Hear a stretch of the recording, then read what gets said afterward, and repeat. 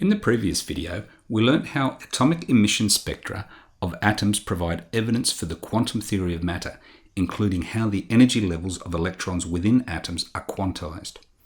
In this video, we look in more detail at the atomic emission spectrum of the simplest atom, hydrogen.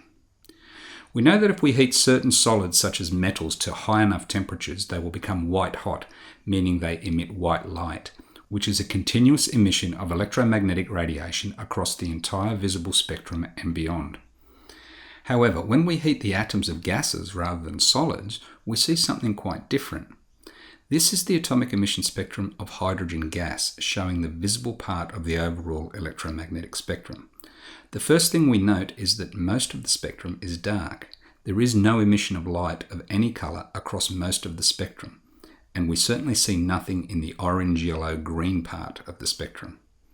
What we see, in fact, is that the emission of light occurs in discrete, non-continuous bands at specific wavelengths of light, or specific energies of light, with notable visible lines at wavelengths around 656 nanometers in the red part of the spectrum, 486 nanometers in the blue-green part of the spectrum, 434 nanometers in the blue part of the spectrum, and 410 nanometers in the violet part of the spectrum. And the reason for this, as we saw in the previous video, is that electrons in atoms exist within discrete energy levels, and while it is possible for electrons to move from one energy level to another by gaining or losing energy, they cannot gain or lose an arbitrary amount of energy, and they cannot exist at energies between the allowed energy levels. This diagram is a representation of the allowed or available energy levels for the single electron that exists in a hydrogen atom. And because hydrogen atoms contain only a single electron, the energy level diagram for hydrogen is simple compared to multi-electron atoms, which we will consider in subsequent videos. The allowed energy levels are labelled n equals 1, n equals 2, n equals 3, 4, 5, up to n equals infinity. And you can see that the energy levels get closer together as n increases. If we heat a gaseous sample of hydrogen, we can increase the energy of the electron in hydrogen atoms to one of these higher energy levels. These are called absorption transitions. Electrons are transitioning from one energy level to a higher energy level by the absorption of energy. It should be noted that if enough energy is provided beyond the n equals infinity energy level, then the electron will be lost from the hydrogen atom and the H plus ion is formed. But for now, let's just limit ourselves to the case where the energy provided is sufficient to raise the energy of the electron, but not so much as to undergo ionization.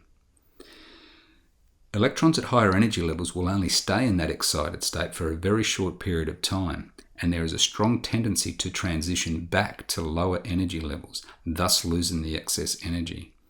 These are called emission transitions. Electrons are transitioning from one energy level to a lower energy level by emitting energy in the form of photons.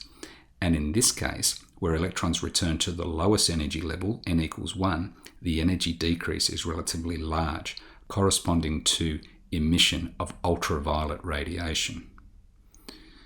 These transition from higher energy levels down to the n equals 1 energy level are known as the Lyman series of transitions and are not visible to the human eye, but they can be detected by ultraviolet or UV detectors. For electron transitions down to the n equals 2 level, the decrease in energy is significantly less, and these transitions correspond to photon emission in the visible part of the spectrum, where we see the characteristic red, blue-green, blue, and violet emissions that we saw earlier, and shown here again. These transitions down to the n equals 2 energy level are known as the Balmer series of transitions. For electron transitions down to the n equals 3 level, the decrease in energy is even smaller, corresponding to photon emission in the infrared region. Again, we cannot see these emissions with the human eye, but they can be detected using infrared detectors. These transitions down to the n equals 3 level from higher energy levels are known as the Paschan series of transitions. A question that is often asked about this diagram is why are there so many possible transitions occurring simultaneously when there is only one electron in a hydrogen atom? The answer is that any sample of hydrogen atoms contains trillions of atoms, and across all these atoms, all of these transitions are occurring. So the net effect is that a sample of gas will show all of these spectral emissions simultaneously. So there you have it. The only explanation for the atomic emission spectra that we see when we heat gases is that the energy of electrons is quantized. Electrons in atoms are restricted to certain energy levels, and this has significant implications for the chemical properties of atoms, including how they bond with other atoms.